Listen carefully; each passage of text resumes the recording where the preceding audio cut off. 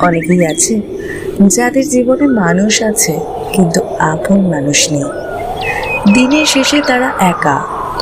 হয়তো কেউ তাদের কথা শোনে, কিন্তু অনুভূতিগুলো বোঝার মতো মানুষ খুব কমই মেলে।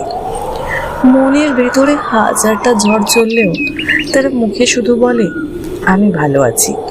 কারণ তারা জানে সবাই পাশে থাকে না, কেউ কেউ শুধু সময় কাটানোর জন্য কাছাকাছি থাকে। সবচেয়ে বেশি কষ্ট তখনই হয় যখন নিজের মানুষগুলোর কাছ থেকেই সান্ত্বনার বদলে নীরবতা পাওয়া যায়।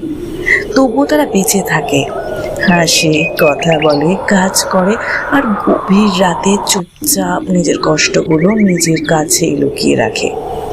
এই পৃথিবীতে সবচেয়ে কঠিন যুদ্ধ হলো হাসি মুখে একাকিত্ব লুকিয়ে রাখা। অনেকেই আছে যাদের জীবনে মানুষ আছে কিন্তু আপন মানুষ নেই। দিনের শেষে তারা একা।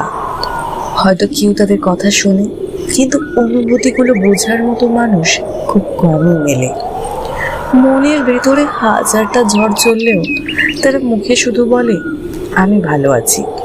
কারণ তারা জানে সবাই পাশে থাকে না, কেউ কেউ শুধু সময় কাটানোর জন্য কাছাকাছি থাকে। সবচেয়ে বেশি কষ্ট তখনই হয় যখন নিজের মানুষগুলোর কাছ থেকেই সান্ত্বনার বদলে নীরবতা পাওয়া যায়। তবুও তারা বেঁচে থাকে, হাসে, কথা বলে, কাজ করে, আর গভীর রাতে চুপচাপ নিজের কষ্টগুলো নিজের কাছেই লুকিয়ে রাখে। এই পৃথিবীতে সবচেয়ে কঠিন যুদ্ধ হলো হাসি মুখে একাকিত্ব লুকিয়ে রাখা।